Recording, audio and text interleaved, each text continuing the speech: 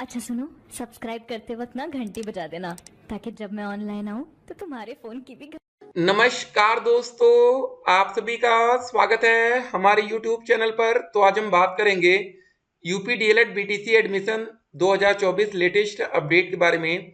तो आज हमारी तारीख हो चुकी है 9 जून 2024 की बड़ी अपडेट में। सबसे पहले बात करेंगे आज की बड़ी खबर। जी हाँ दोस्तों, एडमिशन को लेकर काफ़ी सवाल रहता है बच्चों के मन में। हर एक सवाल को हम इस वीडियो में देखेंगे। सवाल ये था कि सर ओबीसी से ये परसेंटेज की बात हो रही थी। ठीक है, ओबीसी को लेकर सवाल है। 41,000 में से जो 5,000 लॉक करने का, ये सब सवाल है। लास्ट डेट कब है? ठीक है sir, my graduation third year exam, ठीक है, ये सब बातें हो रही हैं। बीटीसी रजिस्ट्रेशन फॉर्म भरा जा चुका है क्या? तो एक एक करके आपके जितने भी डाउट हैं इस वीडियो में उसको हम खत्म करेंगे। और जो नोटिस आती है डीएलएड की तरफ से उसमें क्या बातें लिखी रहती हैं, ठीक है, हर एक बात बहुत ही इंपॉर्टेंट होती है। एक बात ध्यान रखना है डीएलएड करने से पहले, क्या आज अगर आप डीएलएड में एडमिशन लेंगे 2024 में, तो क्या आने वाले टाइम में आप एक टीचर बन पाएंगे? ठीक है ना। ऐसा तो नहीं होगा कि आपका पैसा बर्बाद हो जाएगा, आपका पैसा वेस्ट हो जाएगा, आप ओवर एज्ड हो जाएंगे, ठीक है, आपका समय निकल जाएगा, सब कुछ आप जानिए। इंपॉर्टेंट बातें हैं ये सब बातें, ठीक है ना, बहुत से लोग आपको बताएंगे नहीं। ठीक है, तो आप एक बात याद रखिएगा, पहले एक नियम था कि आप जिस भी जिले से डीएलएड करते थे, जैसे जिस भी डिस्ट्रिक्ट से करते थे, सिटी से, उसी में आपको नौकरी मिलती थी। लेकिन अब ऐसा नियम नहीं है। अब सुपर टेट का नियम आ गया, मेरिट के आधार पर आपको नौकरी मिलती है। ठीक है, लेकिन एक और इम्पोर्टेंट बात, अब मेरिट में भी कॉलेज का नाम आपको देना पड़ेगा, जिले की प्रियोरिटी देनी पड़ती है। ठीक है, एक अच्छा प्रोसेस है। जब आप लोग डीएलएड में एडमिशन लेंगे ना, तो एक तरह से आप एक नौकरी का प्रोसेस से भी गुजरेंगे, क्योंकि आपको यहाँ पर जनरल कैटेगरी की सीट मिलती है, ईडब्ल्यूएस कैटेगरी की मिलती है, ओबीसी मिलती है, एससी मिलती है, एसटी मिलती है, फिजिकल हैंडीकैप मिलती है, फ्रीडम फाइटर मिलती है, एक्स सर्विसमैन का कोटा होता है। मतलब सब कुछ आपको यहाँ पर देखने को मिल जाता है। ठीक है, तो आपके मन में किसी भी प्रकार की कोई कंफ्यूजन बचती नहीं है। एज लिमिट क्या होनी चाहिए? मिनिमम देखिए कम से कम 18 साल, इसमें किसी भी प्रकार की छूट नहीं है। मैक्सिमम 35 से 40 साल। ठीक है, फीस आपके दोस्तों 700 रुपये हो सकती है, रजिस्ट्रेशन फीस कम ज़्यादा हो सकती है। और कॉलेज की जो फीस होगी उसमें चेंजेस नहीं होता, 10,200 रुपये सरकारी, प्राइवेट में 41,000। इसीलिए कहते हैं कि अगर सरकार और ज़्यादा गवर्नमेंट कॉलेज खोल देना तो सभी बच्चे 10,200 में ही एडमिशन ले सकते हैं। ठीक है ना, फिर आप लोग ये सवाल नहीं करते सरकार से, ठीक है, कि सरकारी कॉलेज नहीं खोल रहे। ये फायदा होता है, जब आप लोग कोई एडमिशन लेते हैं तब आपको लगता है कि यार सरकारी में होता तो कितने कम पैसे में काम हो जाता। ठीक है ना, तो इन सब बातों को जानिए आप लोग, बाद में पछताना पड़ता है। एलिजिबिलिटी क्राइटेरिया, तो यहाँ पर दोस्त आपको बता दें, ग्रेजुएशन में अगर आप जनरल कैटेगरी से आते हैं तो मिनिमम आपका 50% होना जरूरी है। आरक्षित वर्ग से आते हैं तो आपका 45%। अगर इससे कम आपकी परसेंटेज है ग्रेजुएशन में तो आप एडमिशन के भी पात्र नहीं होंगे। एक और सवाल, क्या सर हम यूपी डीएलएड करके यूपी के बाहर हमें नौकरी मिल जाएगी? बिल्कुल। अभी आपने देखा होगा यूपी के बहुत से बच्चे बिहार में जाके नौकरी कर रहे हैं।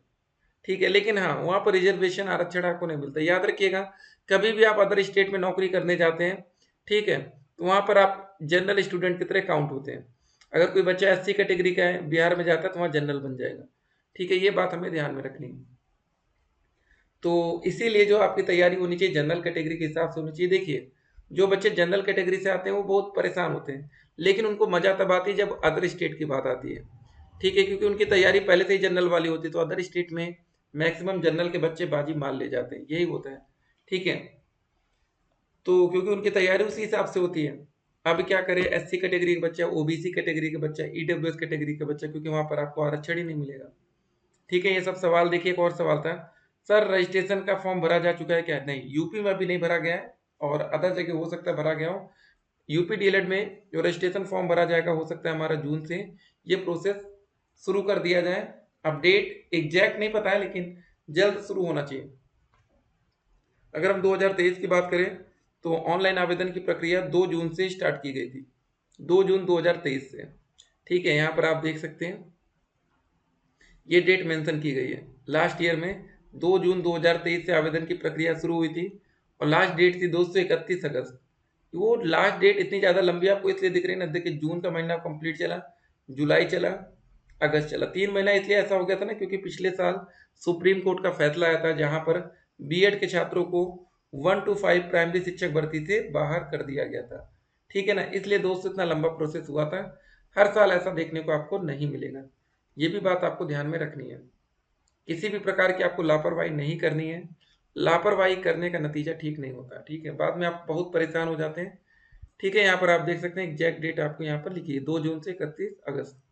कैंडिडेट रजिस्ट्रेशन पार्ट 1, जब आप रजिस्ट्रेशन पार्ट 1 में जाएंगे तो आपको यहाँ पर अपना नाम, पिताजी का नाम, माताजी का नाम, जो डिटेल्स रहेंगे सब फिल करेंगे, लेकिन इंपॉर्टेंट डिटेल यहाँ पर ये रहती है, आपका ग्रेजुएशन का डिटेल मांगा जाता है।